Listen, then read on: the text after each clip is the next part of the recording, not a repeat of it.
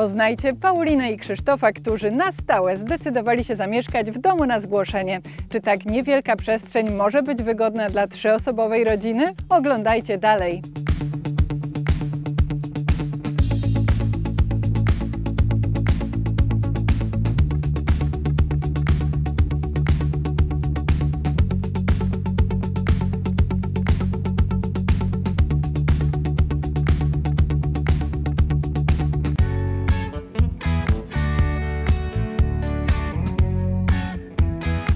Partnerem odcinka jest marka Koopmans, dostawca profesjonalnych systemów do zabezpieczenia drewna.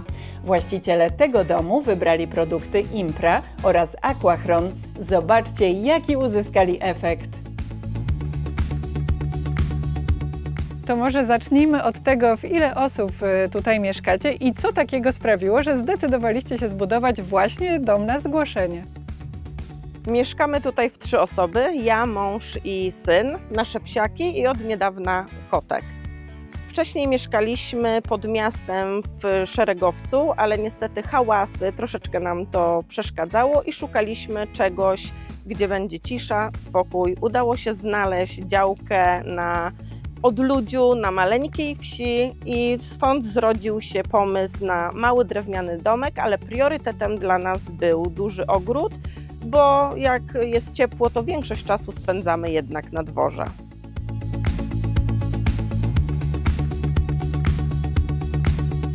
Powierzchnia zabudowy waszego domu to 35 m².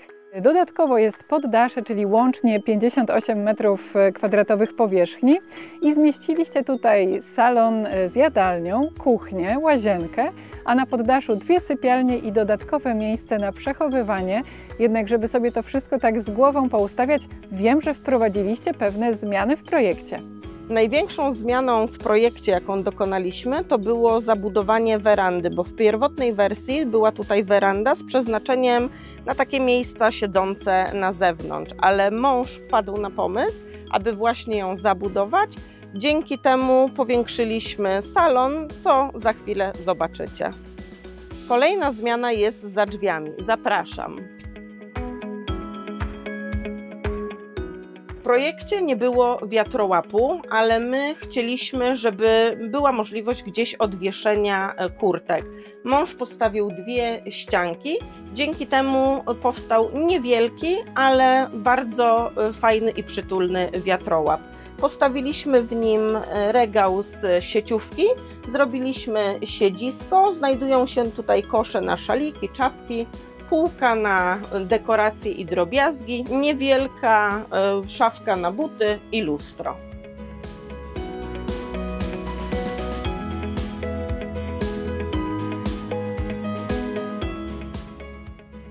Po wejściu dom wydaje się być znacznie przestronniejszy niż mogłoby się to wydawać z zewnątrz.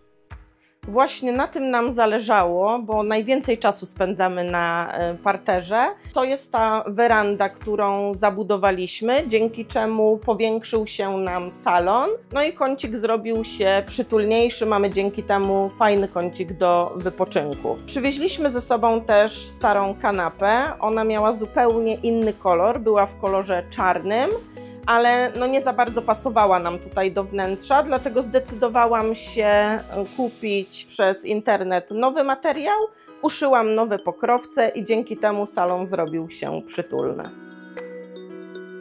Meble dobieraliśmy tak, jak to na małą przestrzeń, żeby wszystko do siebie pasowało, żeby też nie przytłoczyły tego wnętrza. Dodatki staram się zawsze dobierać, żeby wszystko się uzupełniało i przede wszystkim trzymam się jakby jednej bazy takiej kolorystycznej, jasnych raczej dodatków, które optycznie powiększają przestrzeń. I bardzo lubię bawić się w ogóle dekoracjami takimi sezonowymi, więc no jesień to jest w ogóle uwielbiam, więc pojawiło się dosyć dużo takich dekoracji jesiennych. Kolejną zmianą w projekcie było dodanie okna tarasowego, którego nie było w pierwotnej wersji. Dzięki temu zyskaliśmy, że więcej światła wpada do pomieszczenia, no i mamy przez to wyjście na taras, o którym ja marzyłam. Mąż wykonał cały taras łącznie z zadaszeniem sam. Schody pojawiły się tutaj całkiem niedawno. Wybraliśmy schody jesionowe. były robione typowo pod wymiar tutaj do naszego domku. Wydaje mi się, że uzupełniają super wnętrze i też pod schodami znalazła się przestrzeń dla naszych psiaków. Schody wykonane są z jesionu kolorowego, dodatkowo uzupełnione są białymi tralkami, które mają delikatne frezy. Mają szerokość 80 cm, przez co są wygodne i też konstrukcja jest bardzo stabilna, przez co nie pracują jak się po nich chodzi, na czym nam bardzo zależało.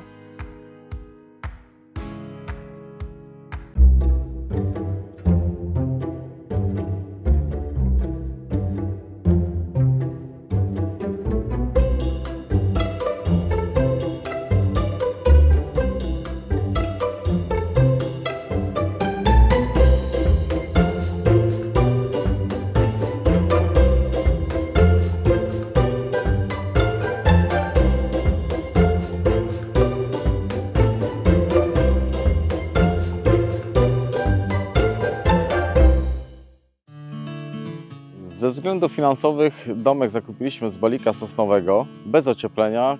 Ocieplenie wykonaliśmy sami, metodą gospodarczą.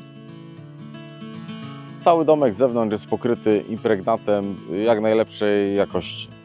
Od wewnątrz żona chciała jaśniejsze ściany, które zostały pokryte impregnatem bielonym do wewnątrz. Żonie marzyło się zadaszenie tarasu, dlatego zamówiliśmy na Allegro wiatę garażową, którą pomalowaliśmy w kolorze białym, na którym żona mogła powiesić swoje wymarzone firanki. W małych domach więcej czasu spędzamy z rodziną oraz mam czas na swoje hobby. Akurat dla mnie jest to majsterkowanie.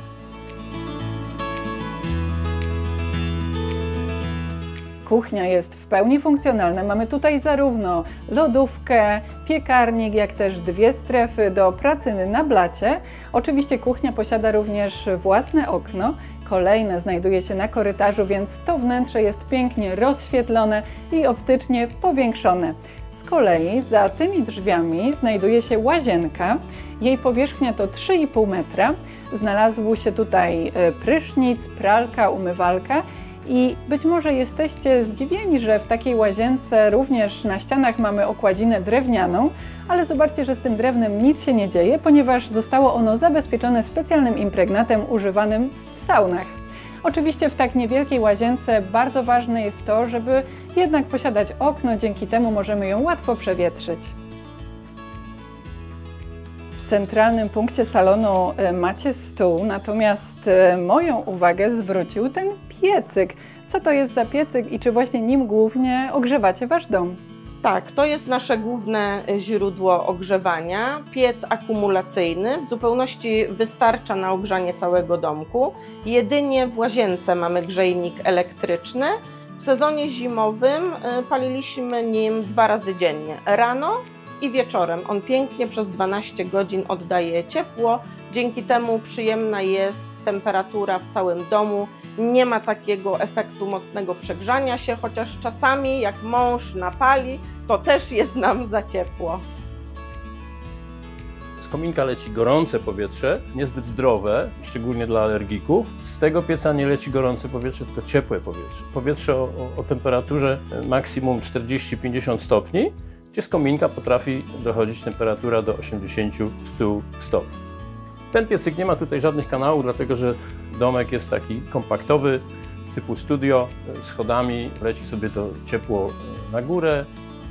Ciekawostką na przykład jest, że funkcjonuje coś takiego jak odpadki stolarskie. To są tego typu pełnowartościowe, doskonałe zżynki poprodukcyjne, bukowe, suche drewno w cenie 100 zł za metr. Czyli z tego 1000 w zakupie robi się raptem 400, 300, 400 zł.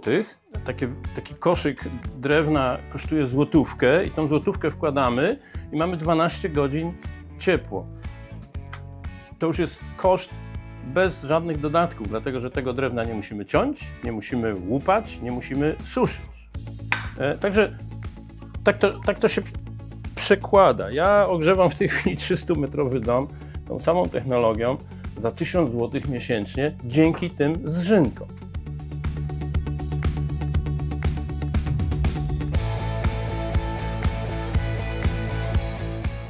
Na poddaszu wysokość ściany kolankowej ma około 110 cm, dzięki czemu zapewnia nam taką swobodne poruszanie się po nim. Obydwie sypialnie mają około 9 m2 i jeżeli chodzi o przechowywanie, to mąż zrobił szafę samodzielnie i drzwi są przesuwne. Nie mamy otwieranych, bo dzięki temu też swobodniej nam z tego się korzysta.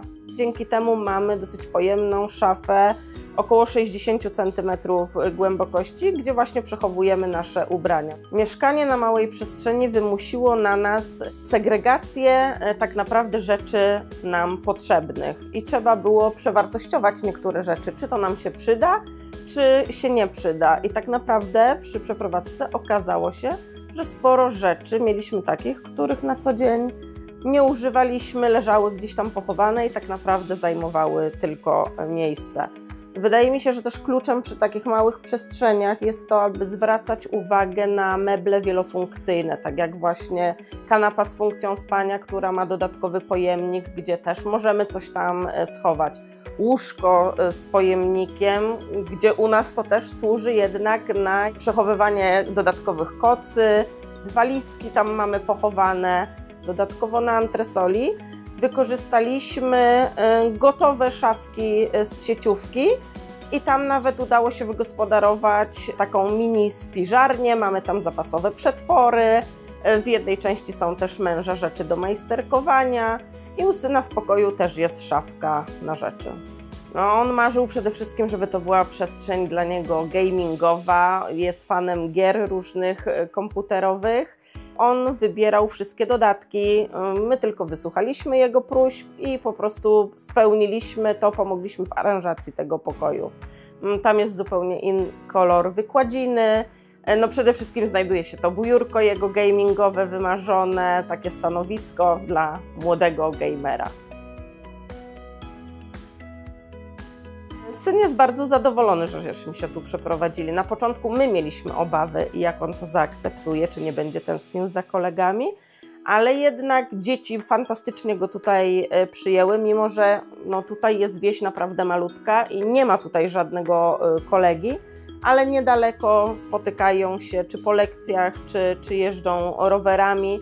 My widzimy też różnicę u niego, bo w Szeregowcu to było tak, że on większość czasu spędzał jednak przed komputerem, a tutaj jest więcej roweru, gdzieś tam do lasu, a to z psiakami się pobawi na ogrodzie, więc to już jest naprawdę duży plus. Rodzina, niejedni chwytali się za głowę, że jak to chcemy przyjść na takie odludzie, jeszcze do takiego małego domku.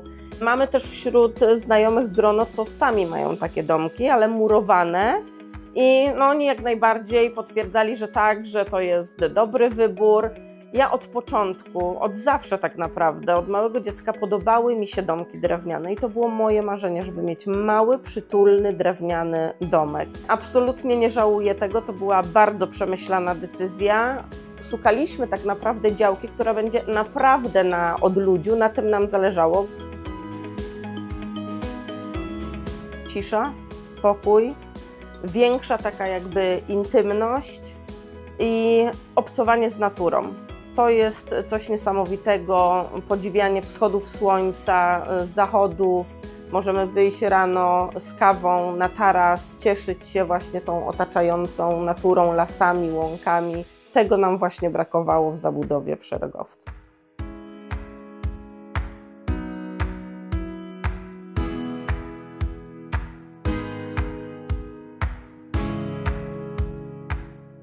Partnerem odcinka była marka Koopmans, dostawca profesjonalnych systemów do zabezpieczania drewna, które wybrali mieszkańcy.